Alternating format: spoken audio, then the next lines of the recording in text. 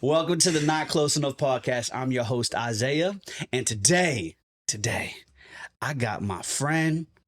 I got someone that I could truly say I love being around. And I can't say that to everyone. All right. This is my boy, Alex. What's up, man? How you doing today, bro? Man, I'm doing good, bro. I'm doing good. I'm excited to be here. I know that's like such a cliche podcast thing to say, bro.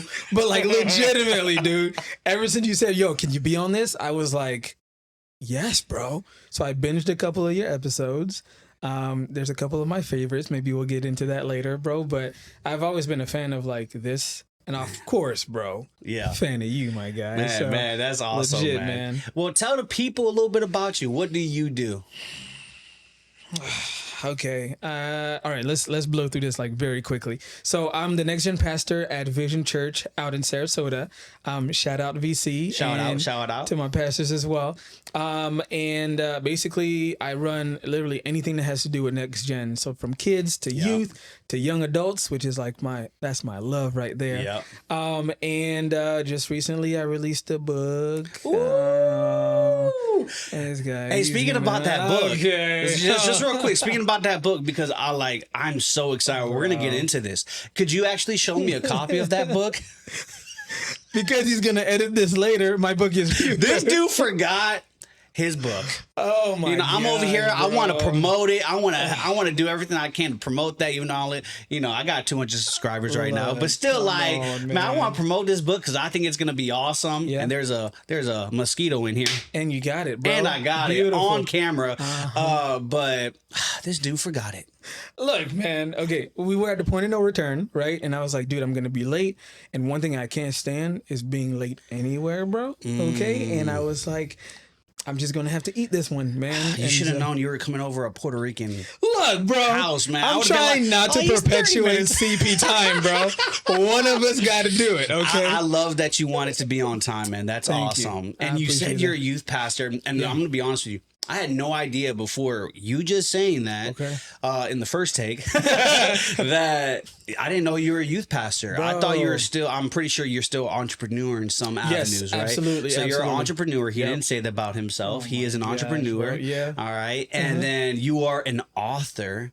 You are a husband, a father, yes, I am. A youth pastor. That's a lot. Oh, wow, man. Yeah. You are killing the game, man. I can't wait to talk about I don't know about that one, man. This is gonna be a I'm good so one. glad that you became a youth pastor because we met at Centerpoint. Shout out Centerpoint. Love you guys. Yup.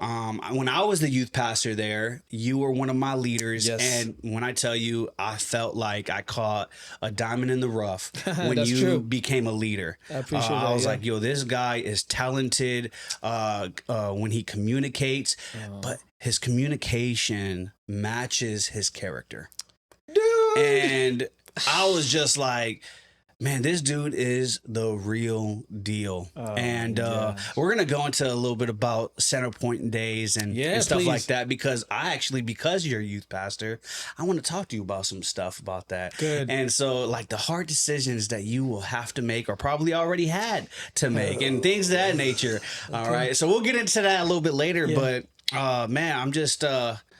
super grateful that you're here, man. I don't know if you knew, but I stepped down from being a youth pastor about a year ago. Bro, I had no idea. I know. I'm surprised. If you would have watched my first episode, then you would.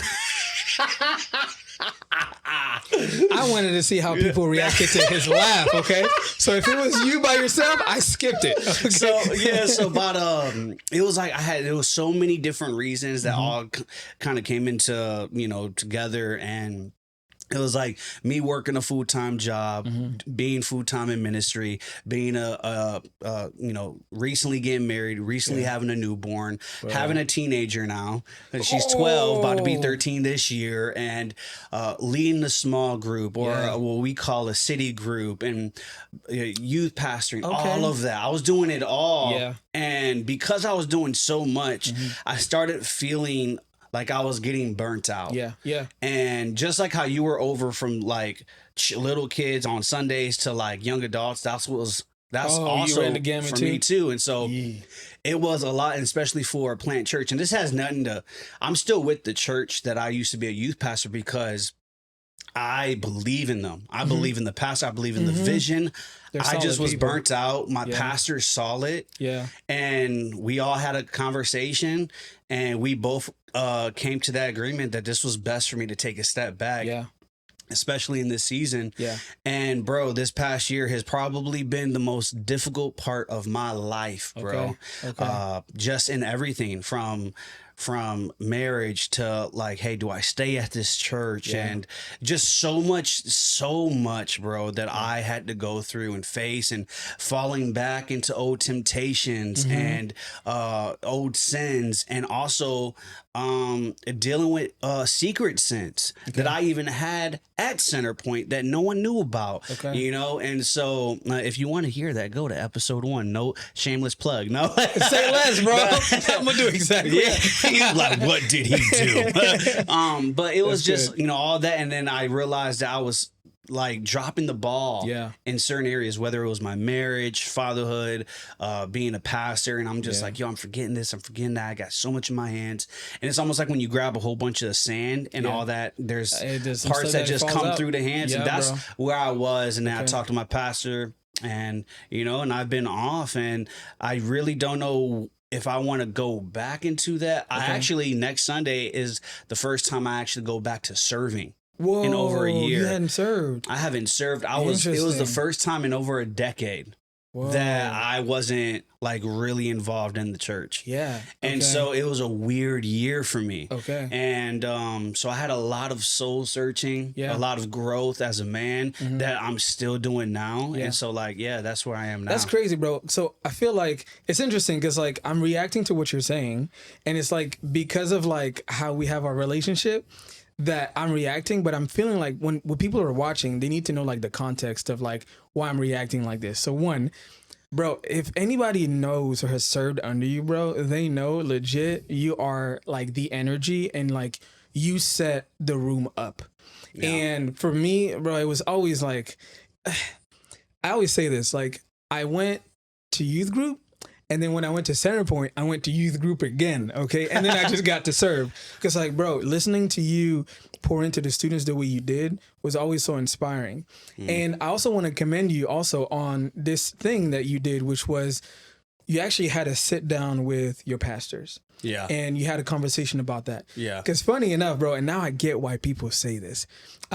I actually talk about that in my book, and really that was the bane of my book, okay? Really? Yeah. And so I did exactly what you did, bro, except for one crucial step. So I did everything. I was basically at the place that I was at before.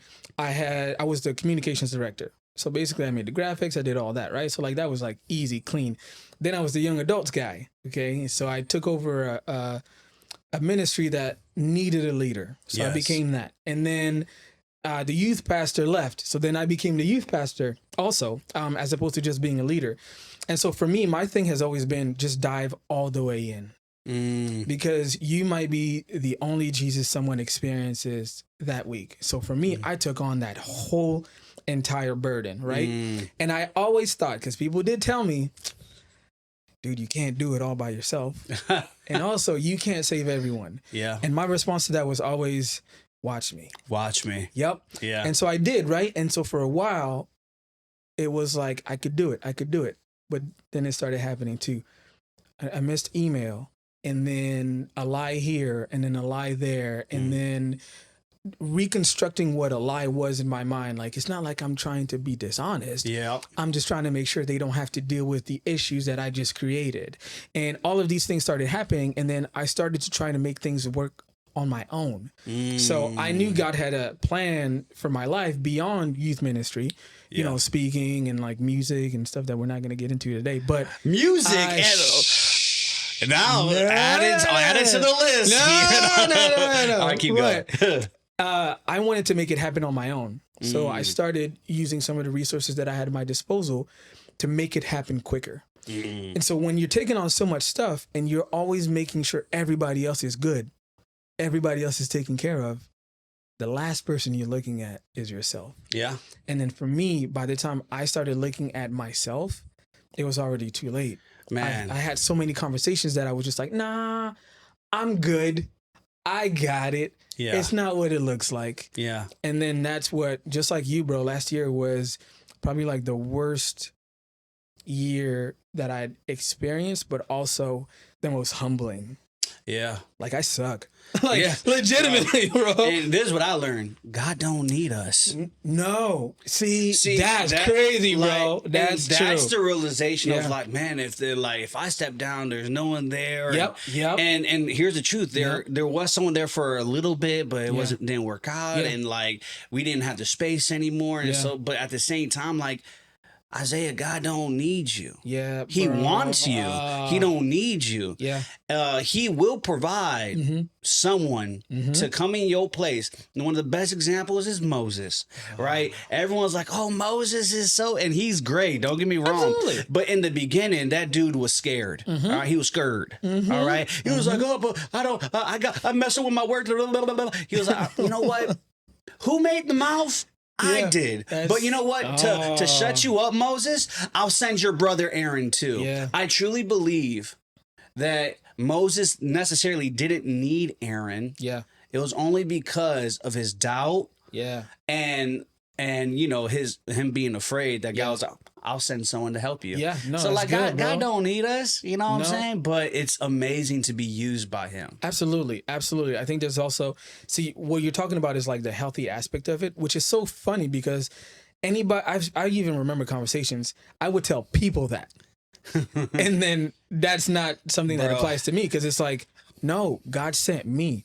But one of the most toxic things that I learned, and I also talk about that there, which is like, you can create the toxicity within yourself by saying, I'm the only person who can do this. And what that does is two things. One, it robs someone from the opportunity of seeing God work through you, but it also robs God of the opportunity to work through you as well, because now he's got to fight your lack of dependency on him. Because now I just took God out of the equation. So so God says, and God does, he's like, all right, bro, if you're going to do this. Well, here's the thing, and I agree 100%. I do believe that most churches, you have the 10% lifting the heavy load of the whole church. I've literally seen it over and over and over again. And when you start to actually go down in numbers or like size of church, I believe that sometimes, not all, but some churches that are around that 200 to 300 people around that, you have a lot of people wearing a lot of different hats, especially the pastor, and we pray for God to have some people, you know, step up, and which I believe happens. But man, it's hard for a church that's starting, because at first you're called to wear a lot of hats. Like our pastor wears a lot of hats. Bro, can I say this? Shout out to Pastor Bruce. All right, I met the guy in person for the first time. Also, he's tall. He is. Good for him, okay? He is. But man, dude, he's exactly what you would expect. He is a cool dude, man. He is nice. He's intentional about his conversations with you, bro. And like nothing else, like you feel like nothing else matters but like the person that's in front of him. And you know what's crazy about that is that is not a typical thing of a church planter. Like contrary to what people believe, that's not a trait that like church planting organizations like talk about enough, which is like the intentionality of the one. And so, man, I'm so happy. Like I watched their thing a couple of days ago, their vision night. Bro, it's so cool to see like they're building something and then building other people's stuff too. Like they're building the community, you know what I mean? But you're absolutely right about when you're a small church, bro, or a growing church, like people, you have to wear a lot of hats, which is like so funny because like the newest situation I got myself into, I ended up being the first staff member they hired at this new church, right? And so they were going through like a rebrand and also like a culture shift as well. That is. So we had to treat it like a whole new church plant, bro. Wow. But God's goodness, right? If I had taken the job years ago when he first got to me, I would have been just straight up poison to that church because I would have done it. But God, in his love, right, and his kindness, man, like he used that opportunity where I was at my lowest last year. He reshaped me. And again, like compared to last year, bro, I am nowhere near the same person. I feel like there's so much inadequacies that I carry like every day in my mind that are only met by God's just unfailing love and ability, right? But now I'm in a place now where I wear a lot of hats, but I'm not Superman anymore. Yes. And that's been and the you biggest also got to thing, bro. learn when to say no. Yes. Oh, Yeah. don't even Yeah. start me with that, bro. I was saying, no? man, it's Come on, 2024, Alex. Don't you dare, bro. What? What you talking about? No. Sometimes the best thing, and you know what Jesus said, let your yes be yes, let your no's be no's. Absolutely. You know, and so many times because of our heart for people, we want to say yes to everything without realizing that the more we pour out and the more we don't pour into ourselves with, you know, time with our Lord and Savior and really being immersed in His presence and filling us up. That's good, bro.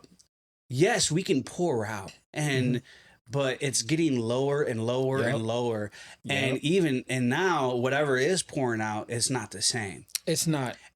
No, you're right, bro. And you know what's crazy about that thought too, is that when you're experiencing that, you don't think you're pouring from an empty cup, bro. You think I'm giving them everything. And here's the lie.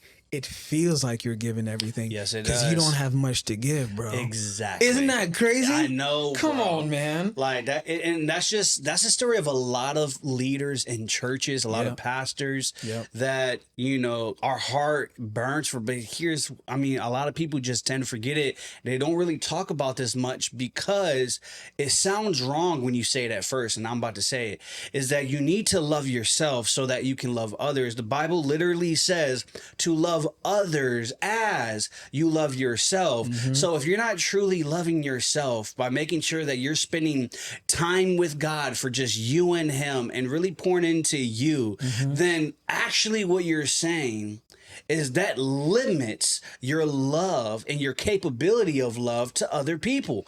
And Bro, it's just like, and so I'm just like, and for the longest, that was me. Like I really truly believe, I could have loved people more deeply, more profoundly, more intimately in a way. And I didn't because I didn't have that to give. I wasn't giving that to me. And good. as youth pastors, let's get into this. You know, and maybe you want to be a youth pastor or pastor. You know, I truly feel that, you know, a youth pastor role is so much bigger than what it once was. Oh, absolutely, bro. Especially what's going on. Let me ask you. I want to see if our questions are similar or not. He's cooking. All right. What is one of the most important things of youth ministry that you have to make, a decision you have to make?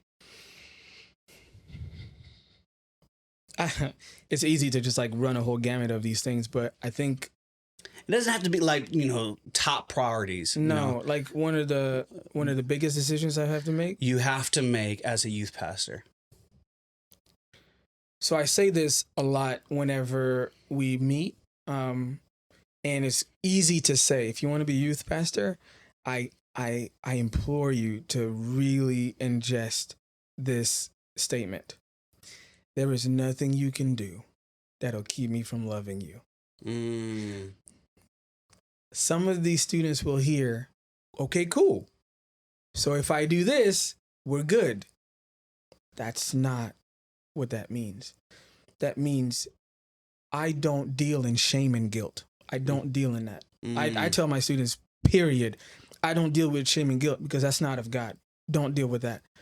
What I deal in is openness, clear air, meaning when you do what you're about to do, you come and let me know. And let's see how that feels. And why that's a difficult thing for me, though, is because that's opened me up to conversations that I'm afraid to have with my own kids, bro. Ooh, like, that's tough. I don't want to hear that from my own kids. You know what I mean? That's a hard conversation. Yeah, bro. And then, you know, and this is the hardest part, bro. Like, this is how you know how deeply you can love people. Man, I feel like we're talking to potential youth pastors here. So let me just say it as clearly as I can. If you're not willing to hear, bro, if you're not willing to hear that answer, don't open yourself up to that question. Because these are questions that they're answering that they're not willing to talk to their own parents about. Ooh, that's good. And that's what youth pastor or just a youth ministry should be. Yeah. I feel like we, and I can't really speak. I think so many times we go into these generalities, and there's a reason for that. But I do believe there was this culture back in the day of like cookie cutter youth group. And I was not that. And but here's the thing. Here's the two things I would say. Number one, and you would agree with this, is, and I wouldn't say it's the hardest decision, but it's the best decision every youth pastor can make. Do not allow your prep time or whatever that be the time you only spend with God. So that's one. And that was me for a while. Okay, that's right? good. Yep. Here's the second one that I think is just as important. And man, did it get me in trouble. Let's go. So I'm going to try to help you out. I'm going to try to help out some youth pastors who are going to be, or even just pastors. Yeah, 1,000%. Be careful who you allow to become leaders. Oh. Let me tell you, I'm not going to call out any names, but hold on. I'm going to get there. Oh, snap. I truly believe that, you know how people, they go in and they serve. Yeah. Right? I truly believe that if you want to serve in a church and you want to serve in youth as like a leader, a small group leader, it needs to be one of the most difficult positions to get in a church. I'm talking about serving wise. You know, you have your ushers, your parking, all that. Yeah. I'm now giving you authority to speak God's word for 20 to 30 minutes in a room with just you and like 12 other kids. That's a lot of power. I had to learn the hard way that sometimes your friends shouldn't be leaders in 1,000%. that space. 1,000%. I'm not dropping no names, but I will say is I remember going out with the leaders, and those were always fun, by the way. But yeah, I know they were always fun, cool. and them saying certain stuff. Yeah, and I'm like, hold on, what'd you say again? Oh, blah, blah, blah, blah. And I'm like, hold on, what? You don't believe in the whole Bible? Wait a second. You've been doing this for like months now. Hold on. What are you telling these kids? And it was multiple instances of certain things. And then there was like things where I had to make very hard decisions that made me seem like the bad guy to a lot of people. I remember some of those. And it got so bad where like there will be new people to come to church and they would meet me and they'd be like, and then I would go, I'm like, hey, let's go get some coffee. And they would talk to me and they're like, bro, you're nothing like what I've heard of you. I'm like, what do you mean? He was like, oh, well, I met some other young people. They were saying X, Y, and Z about you, and you're nothing like that. And it was because of the hard decisions I had to make. Absolutely. And let me tell you, man, like, you have to be okay with that. Yeah. You have to be okay with people not liking your position or the stances you have to take. Yeah. Because if you can't handle that, don't be a youth pastor. Bro, okay. So even to lean into that, right? So there was a specific situation that I remember you handling. And I remember thinking, wow, bro, he's got some, I don't know if I can say this on podcast, but he's got some balls. Yeah. Like I'll say it. To like address it the way that you did. And the fact that it wasn't, let's call it for what it is, because I'm learning this in the season. It's tension, right? Nobody likes the friction, all right? Nobody likes the tension, but you went straight into it. And I love the fact that it wasn't in secret. See, a lot of times I feel like in leadership, we tend to address things in secret because we think like when Jesus was talking about like if you have an issue with a brother, you know, y'all figure it out first. If you can't figure it out, then bring another brother in and then y'all figure it out. If you can't, then, you know, you take it to the leaders of the church, whatever. I feel like a lot of times, especially nowadays in leadership, they get stuck in like y'all figure it out between brothers. Yeah. So now you got these little pockets of people that got issues with each other and nobody ever learns from it because guess what? Y'all just like squashed it there. Yeah. But sometimes, and I think oftentimes, especially like if you're in leadership where we are a group of leaders that have the power to shift a culture. Absolutely. There needs to be no secrets. I need to know how you're being addressed so that when you come to me, I don't have to go like 6 other channels Yeah. to be like, yo, did he ever talk to you like this? Or did he ever mention Yeah. like this? And that's honestly, that's what kills youth ministries. So if you're going to be a youth pastor, if you're going to be a pastor anywhere, I challenge, and you can come to me and you can at me, whatever. Be the same person in a private room that you would be in public. That's so good. And that's one thing, bro, I took from you, almost to the point where I was like, I will never put myself in a situation like he had to address, because I don't ever want to be the guy to address it the way that he did. Yeah. Because that, bro, that was straight like a knife through butter. And I appreciate that so deeply. Yeah. Because it was one of those And issues. I did it with a lot of grace too. And you know what's crazy, bro? yeah. I hope like these people years from now, if they haven't yet, they see that it was in love as well. I've talked to, like I said, I'm not saying I talked to some of them, and at least one of them are like we still good to this day. That's good, bro. And so like when we even talked about it, it was really cool. That's awesome, just to bro. like break that ice and stuff. But I just think, to me personally, like when you're a youth pastor or a pastor, you need to truly do your homework and investigate who you bring on. 1,000%. Because if you don't, man, let me tell you, it can cause a lot of problems. It can. And so that's what I'll say to that. But I really want to talk to you about this. Okay. What is the title of your book called again? It's called Heal Them with Kindness. Heal Them with Kindness. So would I be wrong to think that this book is about kindness? Yeah, yes, sir. It is. Okay. It's about kindness, bro. All right. So this book is about kindness. Yeah. I want to ask you some questions about that. Ask away. Okay. First thing. Yeah. Why write it? So, and essentially, I wasn't actually trying to write a book. So last year when I went through my really dark period, so basically how you could say it is, I was stripped of my title, which was a good thing. I was taken off of ministry. I basically had to just basically leave, and it was not a good situation. I didn't steward our resources well, basically, and I used some of those things to, basically just prop myself up, to like chase my own dreams and aspirations that I felt God was giving me. Yeah. Okay.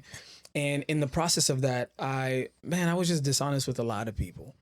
And when I was supposed to have conversations with people about like, hey, bro, it looks like you're doing, some stupid stuff, like come back on this side of the road, I would deflect and be like, hey, man, like, how are you doing? And all of that. And so I cleared the room of anybody who could hold me accountable. Well, when basically D-Day happened, bro, it's almost like, I hate to say it like this, bro, but it's almost like your significant other died, and you have no answers for it, and everybody thinks you killed them. That's literally what it felt like. And first of all, how do you know how that feels like? I know what a witch hunt looks like. Okay, so one, I know, but you know what I mean? This is deep. All right, I never knew this. She's still alive. But it literally felt like my whole world is shattered. And the craziest part was I never thought that would be me. Even when I was doing the stupid stuff that I was doing, wow, I never thought that would be me. You never do. Never. And so I went through a season where I had to have honest conversations with people and be like, hey, bro, yeah, I did those things, man. And it'd be crazy to say like every conversation I had was like a good conversation, but it wasn't, bro. There were some people, like legitimately speaking, which I still love to this day, bro, and never will stop loving them. And I feel like they're totally right for like never speaking to me again. But those hurt, because these were people that even through the issues that I was going through, the stuff that I've done, I still love them like wholly, right? And I still gave as much as I could give of myself to them, but I gave it all, right? But to know that I had failed them, like one person even said this, man, and this like crushed me, bro. He said, I guess this is what it means when they say never meet your heroes. Yeah, bro. And that's tough, man. Yeah, bro, that crushed me, bro, because this person spent a lot of time with a lot of people. Mm-hmm. But there are certain people, you know, you keep them a little closer, right? But he was totally right. Wow. Yeah. He was totally right. And the awesome thing about it was I was never one to journal. I was like, bro, this is dumb. I I just would started never it. journal. Yeah. Yeah. Okay, good. That's actually a really cool. We can get into the science of that some other Yeah. day, right? But I started to journal and I wanted to hold account of what Alex looks like when he doesn't have the bat signal, when he doesn't have the bat cave, when he doesn't have the cape on, when he doesn't have any of that. Like, who am I then when I'm nothing to anybody else? And so I started to journal these things. And so I went through a couple of, you know, things like I went through counseling, which again, I was like completely against, bro. Because I was always like, what are you going to do when something happens at 2:00 in the morning? You can't call your person, right? Yeah. So I would always say stuff like that. Bro, documenting that and just being like, wow, this was like so eye-opening. Mm. And some of the conversations that I had where they don't have to talk to you after you fail out of ministry, bro. They don't. But to know that there are people who literally showed up at my house, bro. Mm. Hey, man, we want to love on you and Claire and the kids. Wow. And we want to like, just, we don't have to know what you did. We don't even know how it happened. We don't need to know any of this. We just want to know, like, are you good? And never ask me any questions. Bro, that level of kindness I had never exhibited on this side, bro. There it is. And that's what sparked. Absolutely. Wow. Absolutely. So it's funny you say that. I feel like our journey is so close because I'm in the process of writing a book called Not Close Enough. This is before I started this podcast. Let's go, bro. And okay. so that's what the book of my title is. I'm only on chapter 2. Okay. I stopped writing because of I felt like I don't know if it was convicted or shame of just like I don't like where I am right now. Okay. And I don't know if I have the ability to write this right now because it was taking me deeper. Okay. And that's what the whole concept of not close enough is never be close enough. Okay. You always want to get closer. Yeah. And I felt like I was going further from God. Okay. And I'm like, how can I write a book about telling people to get closer to God? Yeah. When right now my life feels like it's the opposite. Okay. So I took a break and it was really hard for me, man, because, you know, me being out of ministry for the first time, I was dealing with a lot of the same things because like nobody knew exactly what I was struggling with. Mm-hmm. And y'all don't gotta go to episode 1, but I was struggling. Okay. I was struggling with porn. Yeah. I was struggling with vaping. Okay. I was struggling with those are the 2 main things. Yeah. And I was doing this without no one noticing. I was doing this at center point. Mm-hmm. Now, there would be periods where I would stop. Yeah. Right? And that went throughout all the way till now. Like, there's periods where I would stop. I would get back on, stop. And I know, like, that's not like a huge thing. A lot of men, but here's the thing. I hid it from everyone. Yeah. Yeah, bro. And it was just eating me inside. And I always thought, I'm taking this to the grave with me. Yeah. And finally, I didn't get caught. I told on myself. Oh, snap. Okay. Okay. I was just like, I was listening to Tim Ross, The Basement. Oh, man. Okay, let's And go. I'm like, I've been convicted on it before, but it was like so different. That's good. I'm like, I got to do it. And so I told my pastor, my wife, my best friend. Yeah. And here's what I learned. If you don't have accountability, you will never accept responsibility. So I have people that want to hold me accountable, but how can they hold me accountable if I'm not real? Yeah. No, that's good. And so I got real with them. Now they check up on me. Yeah. And I take it one day at a time, man. Yeah. Like I still struggle. Yeah. You know what I mean? Bro, that doesn't go away. I'm still every day like I have to fight. Yeah. You know, and that's just my journey. Mm-hmm. And I believe that I'm no one to judge in a sense of like, this person ain't doing this, but this person ain't doing that. I'm like, man, just truly get to know the people. Yeah. You know, and it was, like I said, it was a huge journey for me, Yeah. man. And That's good. when I heard about your book, I was like, man, this is a really good topic because I mean it's the second thing that describes love. Yeah. Yeah. Right? Love Is that in there? Yes, sir. It is. What is it called? Second is the best. Nah. But you know what's funny? No. It says love is patient, love is kind. Yep. Here's the thing: you can't be kind if you don't know what patience is. Absolutely. And so I feel like, man, the order is there for a reason. Yes, it is. But before we even get into that, yeah, I want to actually. This might not even challenge you. I want to challenge you though. hit me. All right. So healing from kindness, or Yeah, healing with kindness. healing with kindness. Yeah. Okay. How can I show someone kindness? Yeah. Right? When I don't receive any of that back. Okay, that's good. Right? Yeah.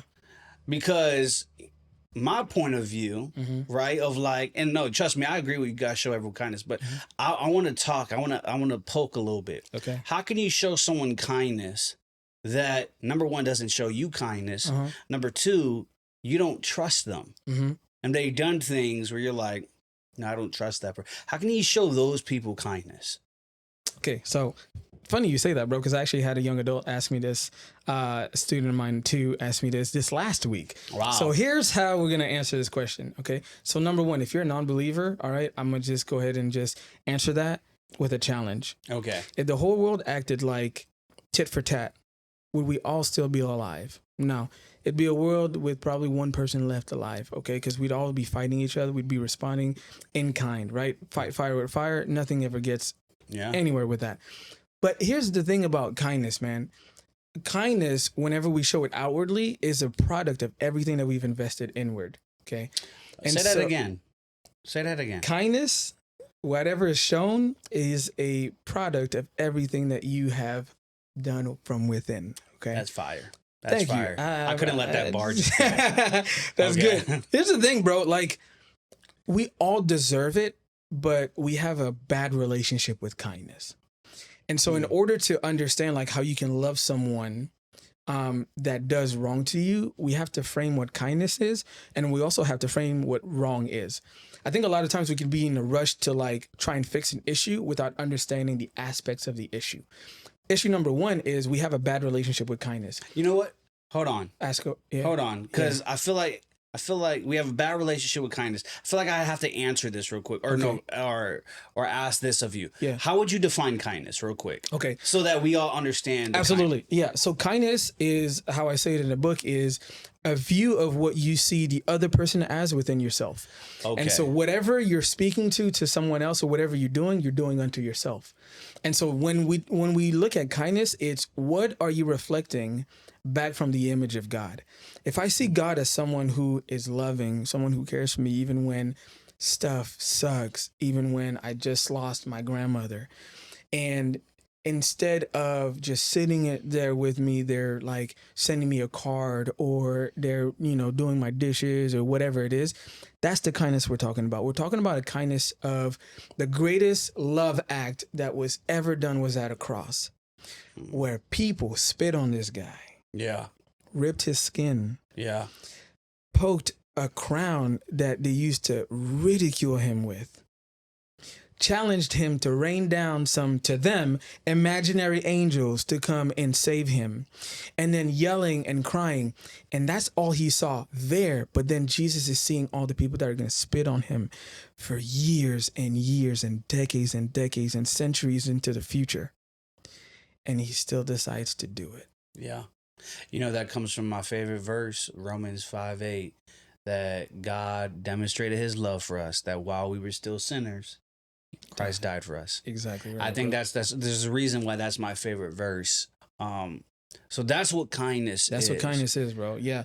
So how do you use that to someone you don't trust? Like, I get Jesus, but I could just simply say, that's Jesus, bro. This is what, exactly, right? Yeah. And so for us, right, we know the end game, right? We know that Jesus is the end game. For a non-believer, though, most of us, right, even like believers, have a terrible relationship with kindness.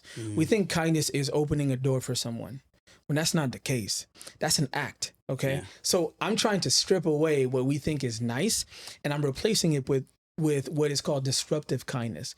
And disruptive kindness is when you send a text out to someone how intentional were you in sending that text? Were you just sending out a text just to respond, or were you actually trying to be intentional in relationship with that person? When I talked about, Pastor Bruce, that is one of the biggest levels of kindness, is regardless if like 17 other people need your attention, the one person in front of you is the most important person. That's good. That's the level of kindness I'm talking about. Like the same level of kindness that, I hate to say it, bro, but Jesus showed at the well, the woman at the well, bro, nothing else mattered. Yeah. Nothing else mattered but her. But how do you get to a place like that? Do you feel like you can only get to a place like that with a relationship and an understanding of Jesus? No, absolutely not. But if you want what sustains, you do. Okay. So in the first 3 chapters, what I do is I reframe kindness. I reframe perspective. You got to learn to see the world differently. A lot of times, all we see is the person who hurt us. We don't see the inadequacy in us. Because what you're receiving is you're receiving in a hole in your armor. See, nothing can get through unless there's a chink in your armor. So if you're feeling hurt by this, there's something within you that is triggered by what they did. Because me tripping someone might have one effect on you, right? Or somebody else tripping you might have a totally different effect. Yeah. Our hurts are not the same. So we got to frame what kindness is first. We got to reframe what perspective is. And then we got to reframe the way we see ourselves. So that's it. I mean, we were talking about that earlier about love others as you love yourself. Yep. And I always said, I think I said this before, where your perspective is really formed by your position. And That's so good. Yeah. you need to make sure, like, for instance, I talked about like walking up some stairs, right? Yeah. If I need to walk upstairs and the stairs represent life, Yeah. right? But my position is the other way facing downstairs. Yeah. But I need to walk up. I'm making it harder for me and I'm making it more dangerous. But if I position myself in the right way, now my perspective is so much clearer. I can see where I'm stepping. I know where I'm going. And so I feel like so many of us, the reason why we're probably not using this destructive kindness or what you're saying is because I think a lot of people's position is in the wrong place. 1000%. And I think the reason why people get in that position is because of the positions that they've been in. And it's because of what other people have done to them. Absolutely. Absolutely. And so, man, how do you get there? Okay, so an example that you can use, right, is like, so you take 2 people and you bring them to a forest, right? Both of them are going to see completely different things. Yeah. What we see from an objective standpoint, like if we're watching those 2 people, we see the whole forest. But one person might see the butterflies, might see the linings in the tree, and then the other person might see this big honking whatever bear. Yeah, whatever, right? Are they wrong in what they see? No, but the will tells you that you are. And there's the issue. That's good. I like that. And so us as human beings hate being challenged. We hate being challenged, bro. So like now you have this tension where now we're no longer looking at the tree. We're looking at why I'm right and why you're wrong, and why I'm right and why you're wrong. And meanwhile, Jesus addresses this. He's like, bro, you guys are like fighting amongst each other, but there's something bigger at stake here. And it's not all of these people in the universe. It's you. It's your soul, right? As we're over here fighting each other, we're missing what life truly is about experiencing. And that's the love of Christ, bro. Man, so like you can be nice to someone, and I address that in the book. I address it from the standpoint of a non-believer. Anybody can be nice. It is not sustainable. Because you can come across somebody who you open the door for and they just walk right through it. Yeah. Don't say nothing to you. What are you going to do then? Might not hit you the first time. But after 3 or 4 times, that niceness starts to deplete a little bit. That bank depletes. I almost feel like nice and kind kind of relate to happiness and joy. Right? Yeah, that's good. That's good. So like that's nice would be, happy. Yep. But kind would be joy. Exactly. It's internal. Yep. And so, you could be nice. Maybe I'm going to be nice to you, but that could change if your mind is different. Absolutely. But if you have the mindset that comes from within, of like, I want to be kind. That's right? it, bro. That's it. And that's the same thing of what joy is. Yeah, bro. You know, joy isn't determined by circumstance. It's not, bro. And so that's what's crazy about that is that, like, so if you take happy and joy, happy is a statement. Yep. You can pick it up and leave it, and it'll just stay where you left it. See, joy is a state. That is like something perpetual, bro. Yeah. Oh, that's good. That's good. I didn't even think of that. Okay, that's good. Bars. Come on, we bro. got some Let's stop, bro. bars. Let's stop, man. Like, I'm so passionate about this stuff, bro, because like now, like the way that I see it is so much less about the other person, and it's all about what I've experienced. And so now I don't feel like a fraud when I say, like, legitimately, man, you gotta love yourself. And it's not like just like some blanket statement that we say in church. What it means is, like, when you look at yourself in the corner, which I in a mirror, I talk about that in the book. It's like when you look at yourself in the mirror, the first thing you see really is the state of your heart. And as that evolves, that becomes like how Jesus sees you. Because we never see ourselves exactly how Jesus sees us, bro, the first time around. Yeah. So that's got to evolve. We're born in sin. Yeah. So our view is going to be distorted. A non-believer can understand that by seeing it as like, we're just off love. I'm not as good as I think I am. Yeah. Kindness as well. That the only way that they can express themselves is by hurting. And sometimes even in ignorance, bro. That's good. You know, I feel like I know this sounds cliche. Yeah. But you can't show kindness. Yeah. Unless almost like you've experienced the hurt. 1,000%. Right. And I truly think that obviously the ultimate form of kindness is Jesus on the cross. You talked about that. For sure. Which was amazing. Yeah. But I'm thinking more in terms of like, okay, what does this look like for someone who is hurting? Yeah. Right? Yep. So is this about forgiveness or like, where would you go? Here's the thing, right? So like forgiveness is a hard thing to extend if you don't understand kindness, right? I think everybody's got like a different, not only deposit, but also a way of showing kindness. And so even in the book, I talk about like different ways that kindness manifests itself. But at the very beginning of it, like the seed starts with you. Like, how do you treat yourself when you wake up in the morning? One thing that I even talked about that today actually at our church is every morning I wake up, bro, it's like second nature. Every morning I wake up, I say to myself, today I'm not gonna lose. And if by some chance I lose, it's divinely ordered by God. And what that reminds me is that I'm in control of the things that I'm in control of, and God is sovereign. Yes. And it's a weird place to place kindness in, but let me flesh this out. If anybody is going to be kind to themselves first, it's going to be me trying to outrace God, period. I'm going to outrace God and try to be kind to myself.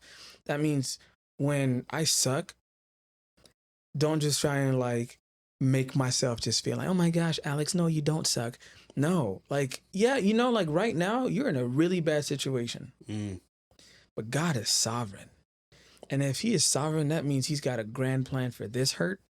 He's got a grand plan for this bad thing that's happening, as well as he does for this kindness. Yeah. And so I'm just going to sit and be a child of God. That's the grace that I'm going to give myself. I think Paul says it the best when he's like, I've learned to be content.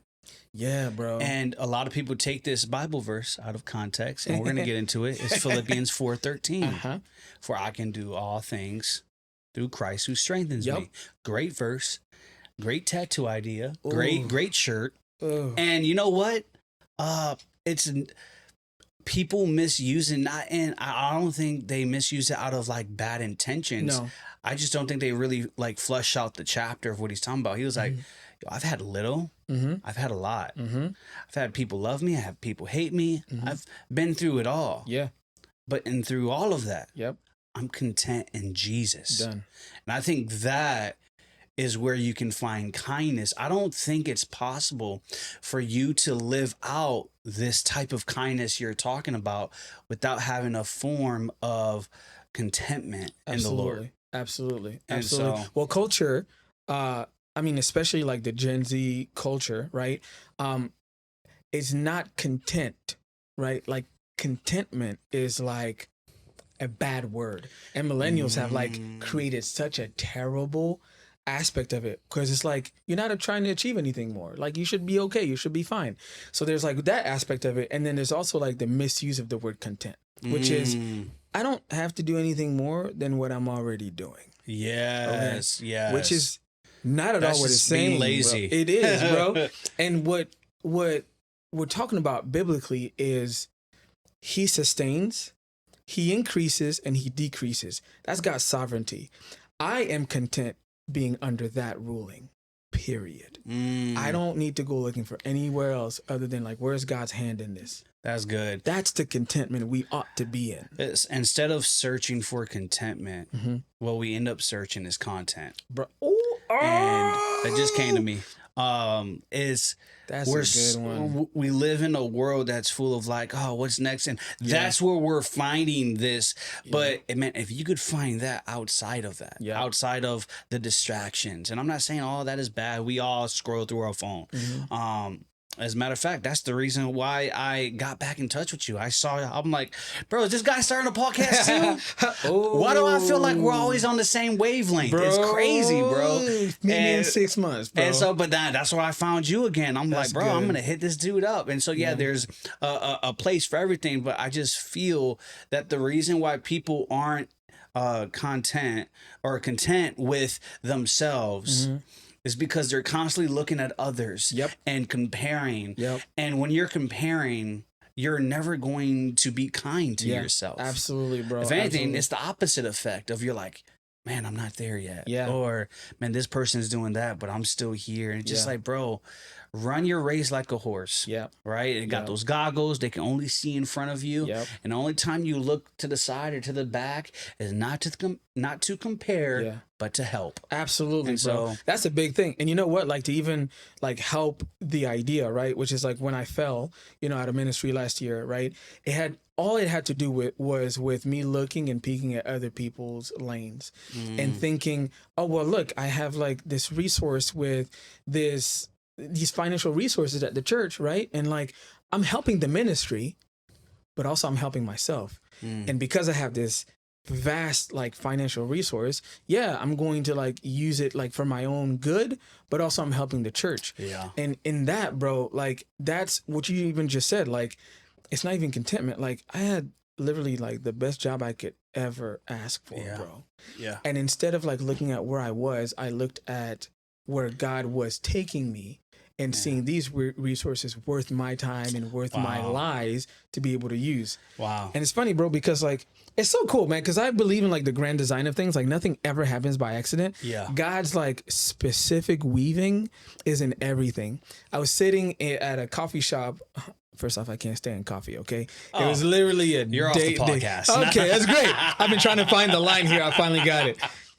And so my wife took us to this like, it was like a coffee shop hopping thing that we did. And so we're sitting in line, bro. Okay, first off, the first coffee shop we went to, probably spent like 20 minutes just waiting for coffee. I was like, why do people do this? This is dumb, bro. Like you're waiting for like this cup with like this dark thing in there and you put milk and sugar in it. Bro, why? Okay, it doesn't make sense. Then she wants to take us to this other one. Bro, I'm telling you, I pull up to the parking lot.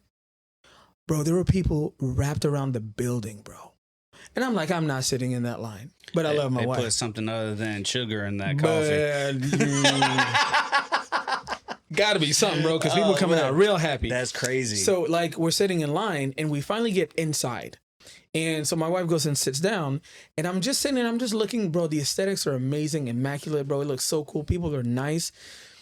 And all of a sudden, I look to my left, bro, and people are coming up with their drinks and taking pictures. And I'm sitting there thinking, like, why do people do this? Like, why do people post their drinks on social media? And bro, immediately God was like, okay, first off, I want you to write down what I'm about to tell you. And I wrote it down, bro. I'm ready and it for was it. like, this generation wants and craves connection. What's happened though is there's been this bad cocktail of connection and affirmation. And so now everything that we do, someone else has to see it. And the last picture is still not good enough to be the last picture. So now we're posting pictures about everywhere we go, everything that we do, hoping that someone's going to like it because that last like is not good enough. We crave this fake connection because I got 75 likes on this picture and like 16 comments that I'm never going to respond to and think this is the connection that I want. But that's not the case, because God showed me, listen, look at all these people that are sitting in line connecting with each other. That's what I want the world to be like. Not a bunch of scrolling pictures. And listen, shout out to whoever does this, okay? I'm not dumping on it. What I'm saying is we've made that the only source of connection. That's good. That's so good. That we ever want to put our times toward, bro. Like, think about going out and just talking to people, bro. Like community groups, that's what I'm saying, bro. Life groups, community groups, whatever you want to call it, bro. Get in them. Please, man. Yes. Get with people you don't like, bro. And I guarantee you might find your best friend in there. I say this stuff all the time. I know. That's bro. exactly how we became friends. That's exactly how he became my friend. Yes, exactly. I don't like this dude. At all, bro. At all. So it's crazy. So I actually want to get specific on kindness. So you started off with kindness on first being kind to yourself. Yep. Learning how to be kind to yourself. Yep. Okay. What does it practically look like on an everyday basis of how can I live out this kindness thing to like the lowest form of like, hey, explain it this way and it's like super easy. Okay, this is what some of the steps, because maybe there's someone listening like, okay, I got to be kind to myself. I know, but what are some of those other steps of living out this kindness that you're talking about? Okay, so number one thing I love, bro, is like when pastors say something and they explain how. I love that, bro. And you were so great at this, bro. So good at this. Every time you preached, I was like, okay, this is good. And then the very next thing, you're like explaining how. That, to me, bro, shows care for others. And that's where we're going to land. So number one, you got to reframe what is important to you. Kindness has to be at the priority list for you. Absolutely. Okay? Especially if you're a non-believer. Because I'm telling you, kindness is a gateway to really getting the most authentic aspect of it, which is Jesus, bro. That's good. So I'm not trying to sell you on anything. All I'm saying is, start with the junior, and I guarantee you, bro, you'll find yourself on your knees begging for the kindness that God's already given you. So let me just add this real quick. Yeah. And I'm sorry if this is something that takes from what you're going to say. No, go ahead. It's funny is a lot of people are like talking bad about Christians, like, oh man, you're preaching about hell and all this stuff and you're scaring people to heaven. But the Bible literally says it is by God's kindness that leads people to repentance. 1,000%, bro. 1,000%. People need to know that. And like, it's not about people fear of hell. It's when they experience God's kindness. Yeah. That That's leads good, to bro. repentance. Okay, so even in that, all right, so like this is why I like this right now, bro. It all meshes together. So kindness has to be super important, right? Okay. It has to be a priority. Yeah, priority. Here's how you make it a priority. Every single day, you need to take time out. For believers, pray. But for everybody, believer, non-believer, wherever you're at, think about your day. Think about where you're at. Think about what about you makes you tick, what makes you laugh, what makes you happy. A lot of times what makes us reckless is we just live life and then whatever happens, happens. We don't self-examine. Never, bro. Okay. That introspection is deeply necessary. From a human aspect, bro, you have to replay your day. You have to replay your week. You have to play the song of your life in real time, bro. You have to think about, where am I right now? Because what you'll start to see is where you find your value. And intrinsically, you should find your value in two things in this order. It should be God, shameless plug. And then it should be, especially if you're single, who am I right now? I didn't say you. I say, who am I right now? Because you want to understand what your grand design is that God has made you out of, right? And out of that, you'll find the things that you find value in. And then what you'll also find is the things that you're inadequate in, the things that you suck at, okay? One thing for me is I used to title myself a workaholic, bro. And that was probably one of the most toxic things that I could say. Because what it started doing is it started being the filter through everything that I did. If nobody else is going to pick it up, then I'm going to pick it up. If nobody else is going to do it, then I'm going to do it. And then all of a sudden, my wife is starting to hate ministry. I'm starting to feel burnt out. I'm starting to do dumb things that if I took the time to just sit and think, none of this would have happened. So just to clarify, Yeah. To live out this thing of destructive kindness, Yeah. number one, you got to learn to be kind to yourself. Absolutely. Plant that seed within. Yep. Two is you want to take time. Mm-hmm. I would say preferably in the morning Mm-hmm. to really zone in and focus about like your day. Yeah. And also about yesterday. Yep. And really put your life in perspective. Yes. Learn. Yeah. I saw this video. It's a quick video where this guy can go back in time, right? Okay. And he it's not a video, it's a movie. And this guy goes back in time and he can go back whenever. Mm-hmm. And there would be days where he would go through his day. Okay. And he would have normal reactions like, oh, traffic and oh, this happened at work and we're frustrated. And he would replay that day. Yeah. And he would make different choices. Okay. He would be like, hey, instead of frustrated, let me look out. Man, it's a beautiful day. And oh, there was we're in the office and he started joking around with his coworker and they started laughing. And, you know, the first day, like, you know, him and his wife went to sleep, but then he started like the second day and when he replayed it, Mm-hmm. he started doing things with his wife and they ended up, you know, having fun together that night. And so same thing. Yeah. Right, but he was able to go back. Now we don't have that option, but we can learn from our yesterday, 1,000%. Yeah, and bring that to today or Yeah. our next day. yeah, And I think that's what you're getting at. yeah. Right? You read the book, didn't you? Because that's weird, bro. Because like I have this analogy in the book that talks about when people cut us off in traffic. Okay, all right. That's a very humbling experience when you really look at it from like the outside perspective. When you're talking to someone, my wife makes fun of me all the time for this. Like somebody puts on their signal to try and get over, right? That's a nice thing to do, by the way. Shout out to people who do that. Okay, they try to get over, and I'm always like, "Go ahead, bro. Go ahead, man. Go ahead." And she always looks at me as like, "He can't hear you. Why are you saying this?" And you know what? Like usually when she says this, I'm like, "No, maybe he can. What if off the off chance he can?" But it's true though. Like sometimes like the monologues that we have, we think are dialogues, but it's really with ourselves. Yeah. How much more so would you value yourself if you just rewrote that and had that monologue about yourself, right? So instead of like being upset at someone trying to cut you off, just like that guy, what about all the other things that are doing great? This is great music right now. You know what I mean?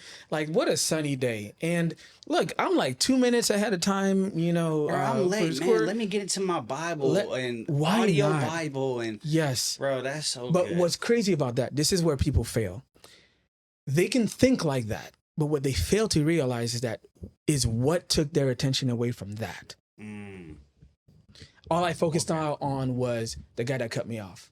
Bro, that's such a minute thing in the grand scheme of everything. It is. That's why when you take time out, and I talk about it in the book, it's like take 30 minutes out. You can take 15 in the morning, 15 at night.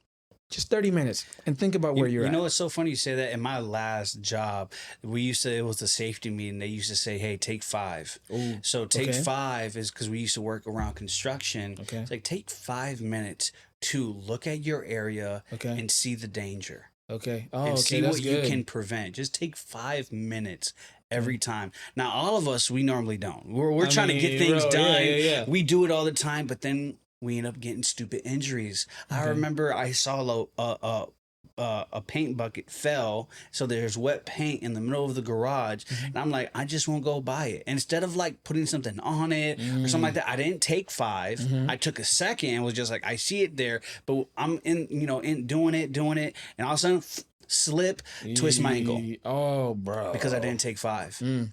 And so that goes into kindness. It's true. Yes, the people that are closest to you hurt you the most. And that's because of the proximity, the level of trust, the level of understanding you believe and perceive they have of you. But we're still always teaching each other how to love each other. That's good. People forget that is not only an art, but is literal survival skill. Yeah. To learn how to love people. It's a process. It is, bro. It is. The issue is, and this is intrinsic in everyone, is we're impatient beings. So when we feel like we figured it out, we stop trying to figure it out more. Oh, I gotta win. That's good. He said he likes me. She said she loves me. All right, so we're good. Now, if I continue to do the same thing, I'm always gonna get the same result. But if you ask any married person, People change. the same thing he did to get you, is it the same thing he's doing now that's getting the same result?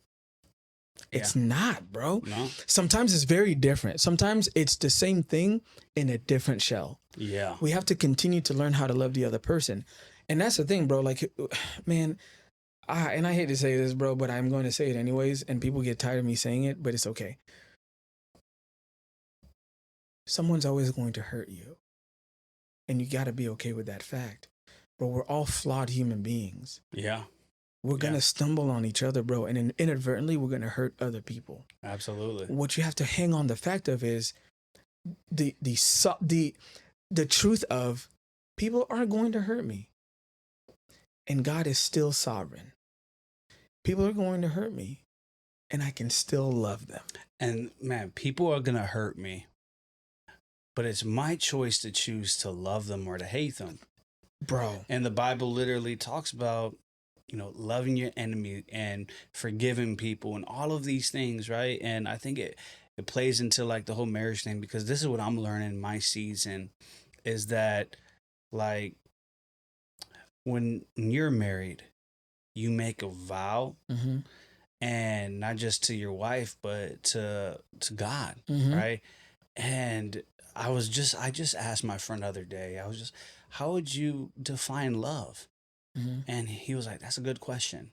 Oh, that's good. And I simply told him, I think love is a committed decision you make every day to choose that person that you're loving. Okay. And that involves sacrifice. Okay. So there's a commitment. Yeah. Decision, sacrifice. Okay. That's attached to love. Okay. That's what I think. Okay. Like true, authentic love is. Okay. It's like I'm going to be committed to the decision of me choosing you, and I am willing to sacrifice for you. Okay. Whether I like you, do like you, love you, fall out of love, whatever the case is, I choose to love you. Okay. So that's my definition. That's good. Let's challenge that for a second. Okay. All right, let's do it. I feel like this is really good, bro. And we need to push this culture forward in a way where they finally get it.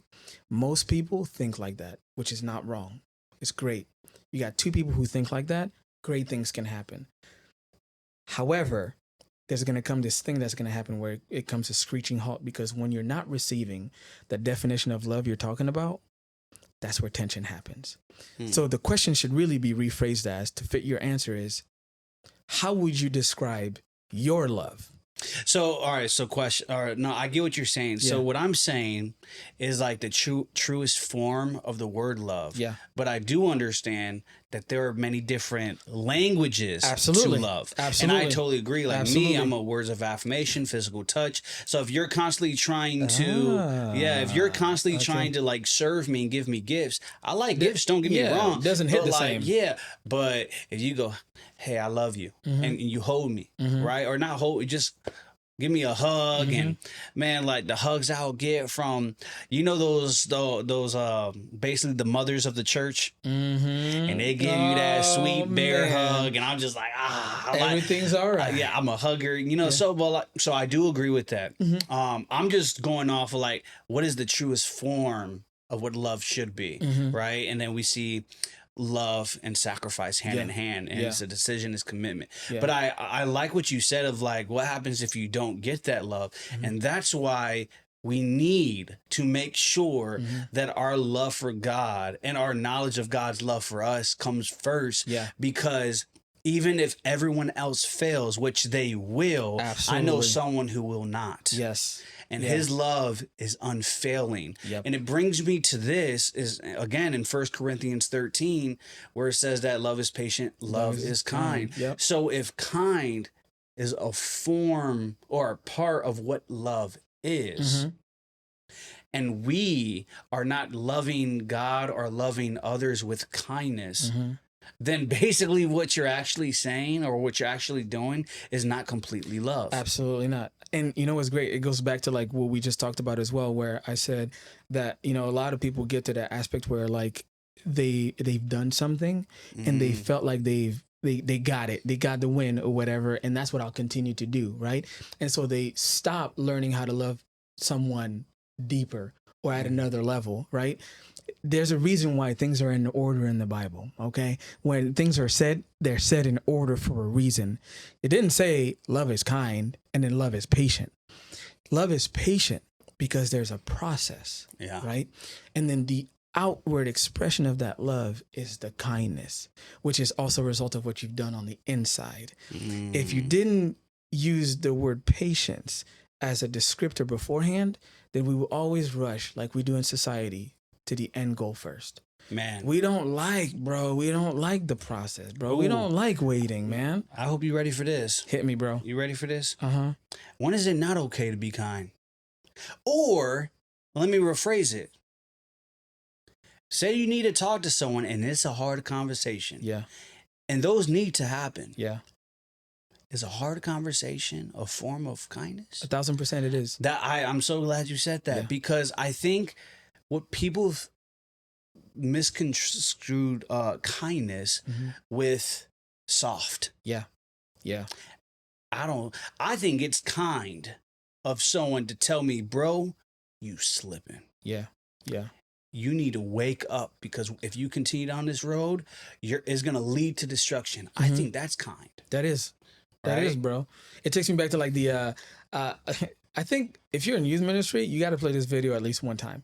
It's this like video of like these two dudes, they're just sitting on the edge of a cliff, and this blind guy, he walks by and he's about to like go off the edge of the cliff, and they're like having this dialogue like, hey bro, should we tell him? And the other guy's like, nah man, don't worry about it, like you'll figure it out.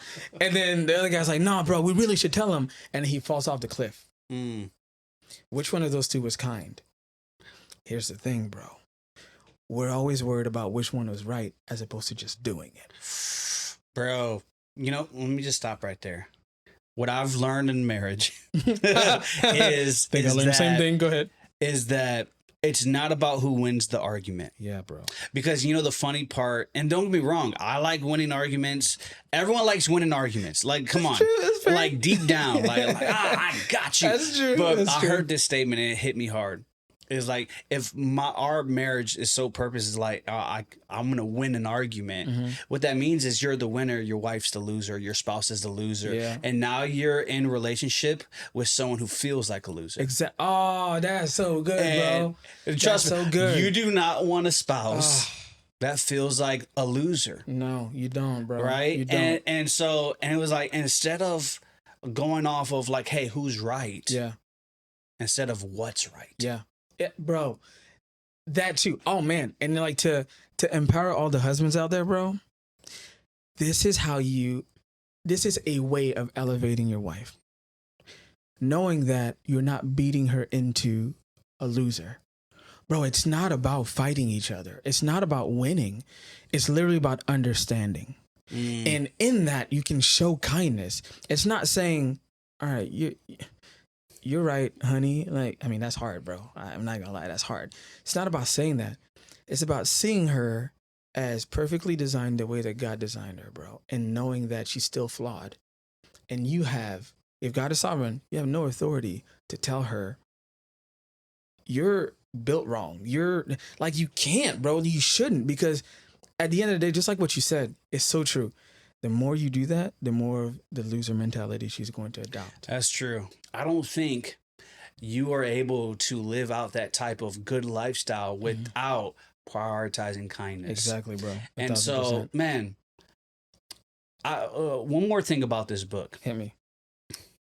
What is the hardest part about, if it's something that you already explained, just let me know and I'll ask you a different question. But what was the hardest part about writing this book? Okay, so the hardest part was something I wanted to address at the beginning when you were talking about writing your book. Okay. You said that you wanted to write your book and then you got to like maybe the first chapter or something like that, and then you stopped writing it because you were thinking, how can I continue to write this book when I'm living the way that I am, or I'm going through the things that I was going through?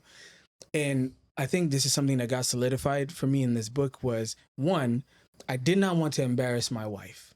Yeah. Did not want to do that. I didn't want her to have to relive the nightmare that it was. Because when we left, bro, it wasn't just me. Like, she lost everything too. Yeah. Like, all of these relationships, she lost her Sunday mornings. She lost her, just Her everything. family, yeah. Exactly, People right? she connected with. So she was mourning too. So for me, I had to be right because I'm leading the household. Yeah. And so I have to be in order for, God to do whatever he needs to do, period, right? Like there's an order to things. But also I got to make sure that I'm right because I don't want to lead out of a place of like hurt and like, destruction and everything like that too. So what I was experiencing, I was writing down. And then I got to a point where I was like, dang, do I include this in the book? And God was like, I don't want you to alter anything, but I want you to do it exactly how I tell you to write it. I'm not asking you to figure it out. I'm asking you to write it down and then watch what I do to restore that. No, that's good. Bro, and so like, I didn't have to come up with all this, because I could, bro. Listen, we preach, bro. Hey. Bro, we know how to drop dimes, dude. Yep. It's not hard, bro.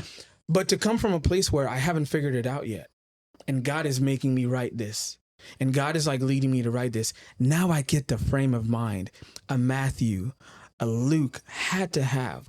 When they're recording these things, and they're writing these things, bro, like, it's not me.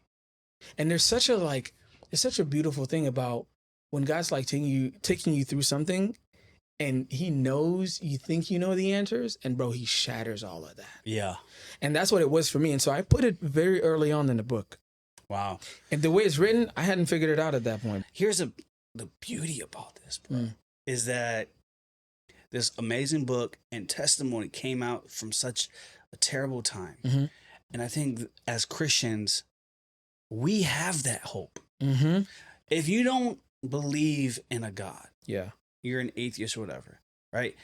There's no true hope for you. Yeah. And because of my faith, like, I see hard times and hard seasons as possible testimonies. Yeah. Like, what else do I have than that? Yeah. Like, God is the type of God that he loves to redeem. Yes. Bro. And so I'm like, God, in this season, I need you to redeem me so that this can one day be a testimony to help someone else find redemption as well. Yeah, that's so good, bro. I didn't think I deserved that because my relationship with like how God dealt with me was through people. And when listen, I had a ton of people love me, bro. Love me and my wife and my kids through like a ton of people, bro. But it's always like the people who didn't that you think about more. Yeah. Right? Hey, it's like this, it's louder. But what God showed me about that was it's less about them and it's more about like, listen, Alex, I get a chance right now that you didn't give me before. And that's just to just deal with you and to sit with you and to address the things that I've been trying to address in you. Because I'm trying to take you there, but with this, you're reflecting more Satan than you are reflecting me. Ooh. And I'm not about to repeat that with you. Yeah. There's a set of people, whether it's like 2 people or 5 or 5 million, there's a set of people that I'm going to take you to address and to, speak to and to like help them through things. But if I take this, you're no different. Yeah, bro. Than Lucifer that I cast down. Bro, when I first started this podcast, I had this one guy like writing the comments, got under my skin, we going back and forth. And I'm like, and he did say something that was truthful. He was like, bro, if you're going to do a podcast and let everything affect you, you probably shouldn't start a podcast. I'm like, and he kind of right. But he ended up deleting like his comments or something. I don't know why. Interesting. Maybe God told him to, or maybe he was asking around and knew that I was legit. Okay. I wasn't just some person just, I want to make a Christian, podcast. Bro, right. Listen to me. I have all the answers. My middle name is Sway. I'm just playing. He's not getting that sponsorship. But yeah, so it was just like, it goes back to what we were talking about before about contentment. Yeah. Of like having that contentment. Yeah. And what's crazy, I heard someone say this and I thought it was cool. In order for God to create a masterpiece, right, through us who are already broken, right? Like, it's, man, I'm probably going to get it wrong, but he created a masterpiece out of broken pieces. Yeah. And nice happiness and joy and how they go together. But it kind of leads me to this last thing of what I want to talk to you about. And it's simply this. You wrote a book on kindness. Yep. And we talked about being kind to your spouse and all that, even when sometimes you're not receiving it back. Right. And this is, I want to ask you, what for you is the most important thing? Other than the average, like, God's first, all that, when it comes to your relationship with God and other people want to grow their relationship with God, what is the best advice that you can give them to help take their next step in their relationship with Jesus? And it could be with kindness. It could be whatever you want. Oh, man, I think that's such a tricky one for me, but I'll say maybe it'll bless somebody specific. I think it's easy to kind of just like shotgun it and be like, yeah, everybody learn the design for your life, whatever. But legitimately speaking, what I've learned in 2024 is I can't save everyone, right? Yeah. And so I'm not going to shotgun it. I'm going to be very specific. I think for me, the most important thing is, God, am I finishing the mission well? Ooh, that's good. There's going to come a point in time where I die, bro, and I'm going to come face to face with God, right? And Jesus is going to be there to advocate. But I want to be able to stand on my own too and know, did I finish well? And that, I leave that wide open because the well part is the very first question you asked me, which was, who am I? Did I finish well as a husband? Did I finish well as a friend? Did I finish well as a pastor? Did I finish well in whatever next thing he's got for me? I got some projects coming down the pipe, man. And like one of the things that I'm most terrified about is, God, what you're having me do with these people is you're having me speak to their inadequacies, to their hurt, to their trauma. This book was like just a springboard off of that, but I'm going to be able to speak to people about the questions that they have. And for me, the most important thing in that is, did I finish every sentence well? And I think the answer to that is what points back to Jesus is like, I just got to take the step and God's going to finish it. Amen. So if I'm chasing him, I'm chasing after him in everything that I do, then the answer is always going to be yes. Big difference between 2023, 2024, Alex, was I was trying to do it myself. And no doors were opening, bro. Yeah. Nothing was happening. And then he's been redeeming the cruddy version of me, bro. And like, here I am now. I'm just doing what he asked me to do. And God's just like opening doors. That's so good. You said, am I doing well? And even in the things, God, that I haven't done well, you've redeemed. Done. And I'm believing in that. Yeah. And that's so cool, man. I think people need to understand of what you just said. And it's general, it's big, so you can get your own interpretation of that. But what I heard was self-examine yourself daily. All right. Am I doing well, God? Yeah. And what can I do? And it's not based on what I do that's going to cause me to be saved. I know you're not saying that, obviously. But God, you created me for a reason, for a purpose, to make an impact. You given me this specific set of tools or resources to steward that. So God, am I stewarding this well, bro, this life? Good. That's the word, bro. Yes. And also when it comes to that, am I doing this well? You said something else, man. I can't. Am I stewarding or I'm doing this well? And then you kind of like went back to, holy moly.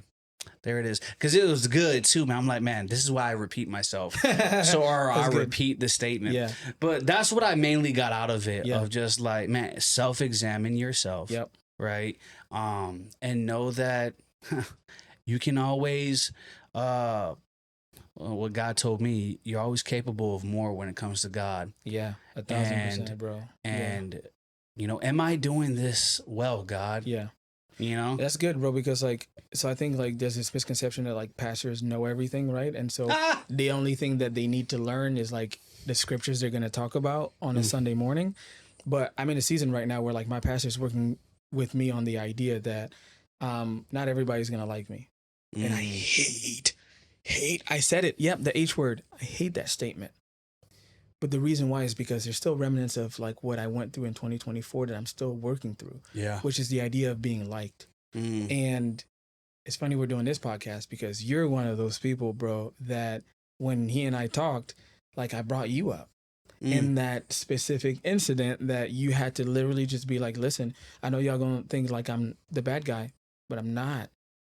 If I love you, which means I have to address this sin. Yeah. And I love them, these students, so much that I have to address this. Yeah. And I love him so much that I have to address this, bro. Yeah. And to still do it in a loving manner, bro. And knowing they're probably not going to want to invite you over their house, bro. No more barbecues. Exactly. No more barbecues after that. No more. There's some that. But like that right there, like I'm learning that right now. Yeah. That's the season I'm in too. Hey, remember this.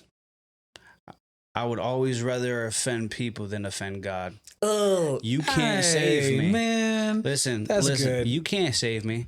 Yeah. When I meet up God, he's either going to say, well done or depart. Yep. And you have no control over that. Yeah.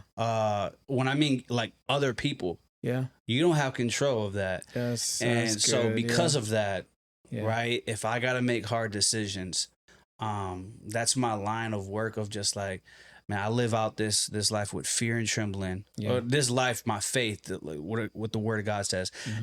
It's not that I do things to be saved. It's that because I'm already saved. Yeah. I respect God and honor God so much that I try to do my best to do the things I need to do, even if they're difficult and even if it means that people won't like me. Yep. And it's okay. You don't have to like me. Sometimes I don't like me. Oh, you no. know? Hey, listen, sometimes I don't, but it's not about what I feel all the time. Yeah. It's about what the truth is. That's good, bro. And so I might feel like I'm not worth it, right? But the truth is God died for me because I am. And so, man. He read the book. You lying, bro. Bro, I ain't read the book, man. That's crazy, man. I would be reading it right now, but someone forgot. Well, man, as we close, we're definitely going to have to bring you on back. I want you on back. But where can people find you? Where can people get this book? Yep. And so that, man, people can get this in their hands. Perfect. Okay, the best place to get it is off my website, Heal Them With Kindness. Hopefully you put it Is in it .com? .com. Yep, .com. Yeah. I couldn't find it, bro. What? I had to go on Google and Amazon. Bro, I typed it in. Maybe I misspelled. Anyway, I misspelled a word. You probably misspelled it. Yeah, it's all good, bro. Say it one more time. HealThemWithKindness.com. Okay. I have a digital copy. I'm working on the audiobook too. I can't stand my voice, so bear with me. But if you grab a copy, it'll get shipped out to you. Every package is personally packaged. There's something that I pray over that I send everybody who gets one. Awesome. So it's just something God put in me to do, and so I'm excited about it, man. HealThemWithKindness.com. And yes, you're right, there is some possible other projects coming down the pipe, like a podcast. Awesome. So you in it, so come on now, come on, bro. But this was absolutely exciting for me, bro, and you will never know until we get to heaven, bro, how deeply this blessed me, bro. Like, man, this right God. Here, dude. I know the place I came from where this would have been an opportunity as opposed to just two guys loving on each other, bro. Yeah, absolutely. And I'm so glad you just loved on me today, bro. Like, legit. Man, it was the conversation we had off of camera. Dude, bro, come on, man. Awesome, man. That really takes me back to the old days, bro. It really does, legit, man. And it just shows that there's like true connection here, absolutely, bro. It really dude. is. I remember back in the day, I always said like we had kindled spirits, or bro, something like that. Yeah. I forgot what it's called. Kindred spirits. Yeah. Thank you for that. And so make sure. What's your social media? I am Alex Desir, Desir. That's on everything. Same thing on everything. So yeah, Instagram, TikTok. Listen, if you don't get tired of my face, TikTok is the place to go. Hey, listen, that's a nice face right there. Oh, that's my a nice gosh, face, bro. And he has good lighting. He has good lighting and all that. Man. This is really good lighting. I'm also not that dark. Okay, so yeah, he's working on it. So remember, guys, man, make sure you give him a follow. Check out his book. I will be getting a book. I promise you. I want you to sign it for me too. Oh, word? Yeah, I want the signature and everything. Okay, come on, man. No, for real, man. I will read that book. Yeah. Actually, off camera, I want to talk about the process. Okay. I wish we would have did that here, like the process of writing the book. Okay, like yeah. I'm struggling with that. Okay. I'm like, I have ideas for each chapter, but not everyone here is gonna write a book. But I do want to talk to you on that. Absolutely, Who bro. knows? We might talk about that next time. Bro, Hey, you let me know, bro. Hey, So I'm down for that. I'm down for everything too, bro. I So. can't wait. So Yes. remember this, guys, that close enough is not close enough, and that even the smallest step in the right direction is still a step in the right direction. So I hope that this conversation helped you take that next step in your relationship with Jesus, because again, here we don't believe that close enough is close enough. That's why it is not close enough. And so again, thank you for coming. Thanks for having me, bro. Absolutely. Till next time. There will be a next time. There will be a next time. Absolutely, all right? man. And hey, I love you guys. I'll see you in the next episode, which I got a really good special guest coming on next. And so I'm looking forward to that. But hey, don't forget to like, comment, share, subscribe, all that fun stuff. Love you guys. God bless. Take care. Let's go and get straight to it. My God is the best. His name is Yahweh. I advise you to check, yeah. My God is certified, glorified. That's what I'm gonna do, yeah. Just give him your life, yeah. And you know the truth, yeah. My God is 100 proof, yeah.